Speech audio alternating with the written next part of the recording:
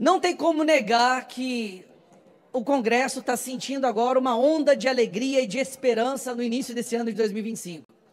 Um fenômeno que até agora eu não consigo entender exatamente o que está acontecendo, o que levou a essas mudanças drásticas na atmosfera do nosso Congresso, mas que nós temos que abraçar sim, com toda a força, com toda a garra, para tirar o melhor proveito possível. Mas eu não posso também deixar de me solidarizar com os colegas da bancada da esquerda, porque não deve estar sendo fácil esses primeiros 2 meses de 2025.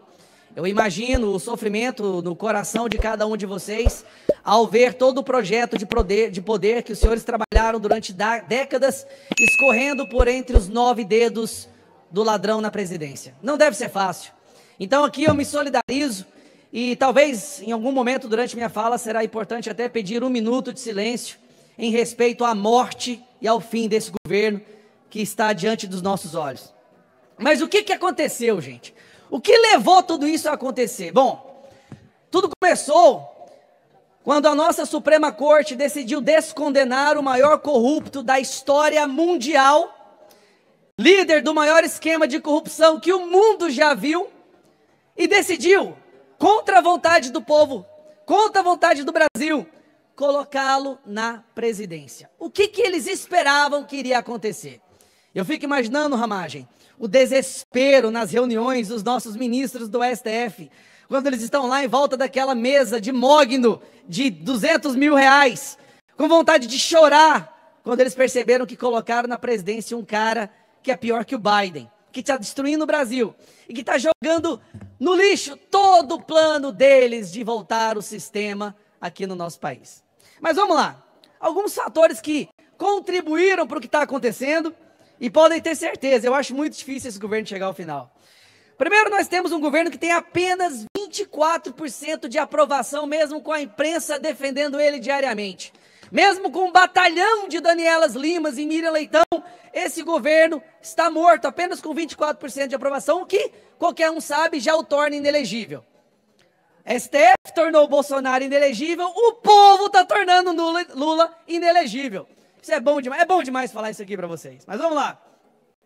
Primeiro ele vai lá, graças ao Sidônio, eu tenho que abrir uma aspas aqui. Calma, porque nós temos que agradecer o Sidônio. O Sidônio tem sido o craque do mês da oposição. Eu tenho que bater palmas para o nosso querido Sidônio. Obrigado, Sidônio! Sidônio teve a brilhante ideia de colocar o Lula para falar, para viajar o Brasil, para sair por aí falando, se tá caro, não compre. Aí eu passo esse recado para meus colegas da esquerda. Se o seu presidente está envergonhando vocês, troque o presidente. Dá tempo. Vamos lá.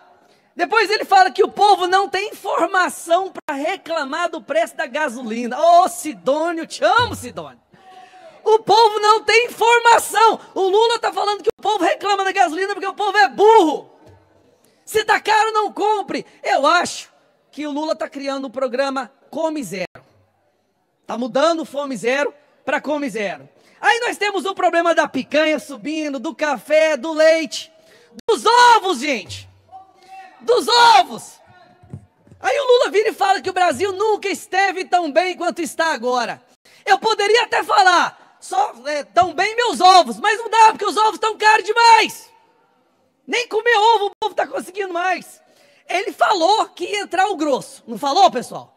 Ele falou, vai entrar o grosso. Eu só não imaginava que os ovos iam entrar junto. Continuando. Aí o aluguel está subindo, a gasolina disparando, o arroz, o feijão. Vem o escândalo do Pix. Depois nós temos a sugestão de ignorar a data de validade. Bom, para mim a data de validade desse governo aqui já passou. E não para por aí. O rombo dos Correios, prejuízo recorde, 14 bilhões da Previ.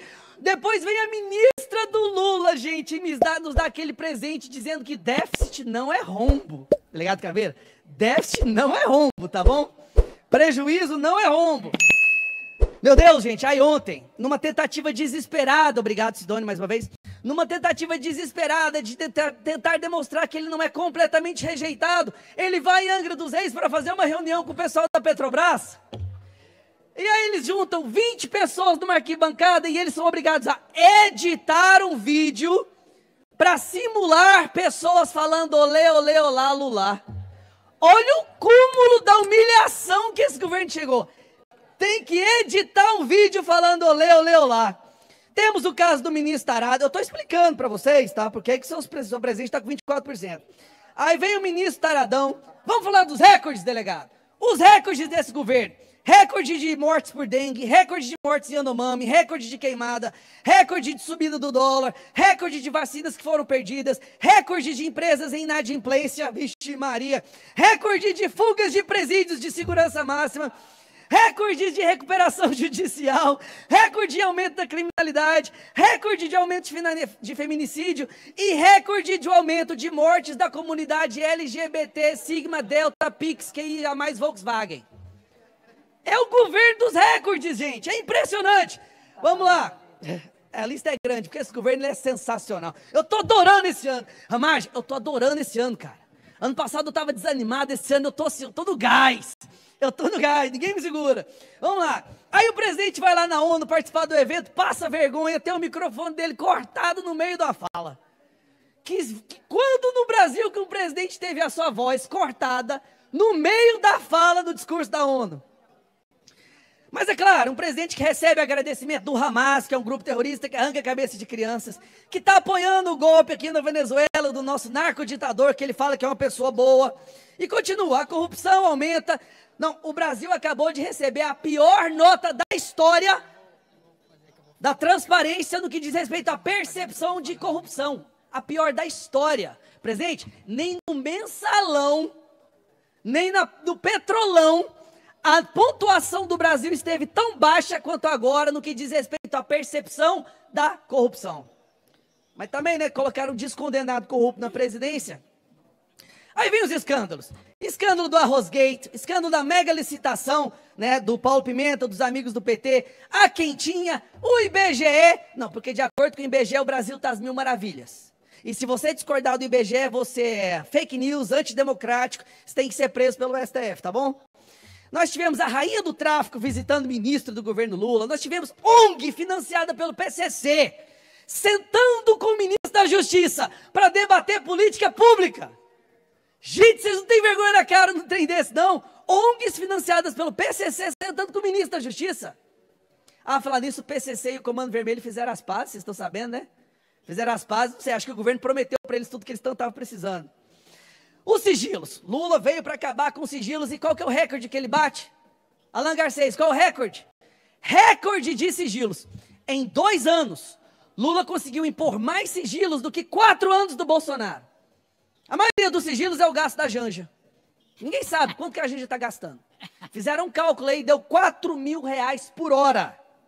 Por hora. Mas vamos lá. Mas ele conseguiu coisas impressionantes para o nosso país.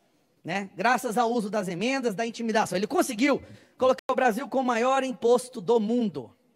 Bom, qual é a consequência, presidente, de tudo isso que eu acabei de falar? Porque isso vai gerar uma consequência. Não só a rejeição recorde, aprovação baixa, mas também um abandono. E aqui eu peço para a produção colocar uma música triste, porque o Lula está sendo abandonado. Lula está sendo abandonado pelo Centrão, pelo Kassab, está sendo abandonado pelo Paulinho da Força, que foi o primeiro partido a pular no barco, já pulou fora. Lula foi abandonado pelo Felipe Neto, cara. Felipe Neto, é triste ouvir isso, Felipe Neto. Aí ontem, um dos maiores articuladores para descondenar o Lula, pula fora do barco. O Cacai, o advogado de bermuda, que anda no STF, pulou fora do barco, completamente abandonado. Gente, a gente está vivendo um momento tão louco que a gente está vendo a Daniela Lima abandonando o governo. Agora, o dia que a Miriam Leitão pular fora do barco, aí, meus amigos, e vamos ser sinceros, eu tenho dó dos nossos colegas ali do PT, porque eles são obrigados pela hierarquia a subir na tribuna e defender esse governo. Eu entendo. Mas os assessores de vocês conversam com os nossos assessores, eles falam o que está acontecendo.